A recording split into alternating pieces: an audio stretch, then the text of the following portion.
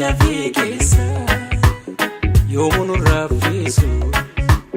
dhukkubni hin fayyine sirni wal harkiisa maaliif nu rakkisa dhumeera barriisa itti waamuu booda fallisa.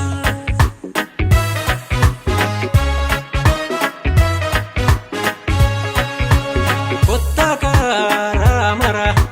mee walii yaafanna waan qabnuun tumsine boociina dhaabbanna wantaanee falmanna nus siree galfanna kottoon qarri dooma waanan gootu hooma sirni gadaa fiite maaliif nu rakkisa qeerroodha fallisa barnoo miti warri baku maatiin nabaaf ganda dhaku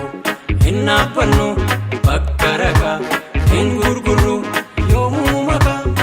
warra sobaan cilee addeeffatu yakka yakkee gaarii fakkeeffatu hin qabnu gurratti hin naqeeffannu woboo qabnaa loltuu jabeeffannu anis loluu nawwee dhiitadhootis qawwee woboo jabeeffanna waltaanee falmanna nus siree galfanna.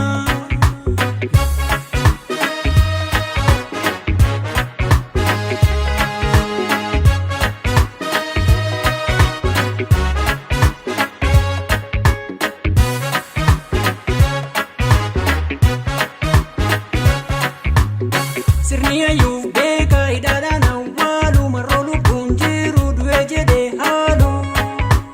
barnoo miti warri baku maatiin nabaaf ganda dhaku hin dhaabbannu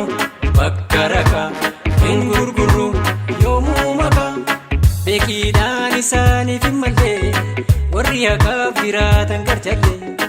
ilma Oromoo hayyuudha ogeessa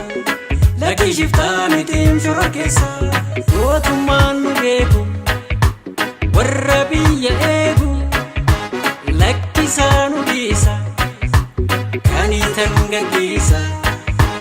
yoo diddan badiisa.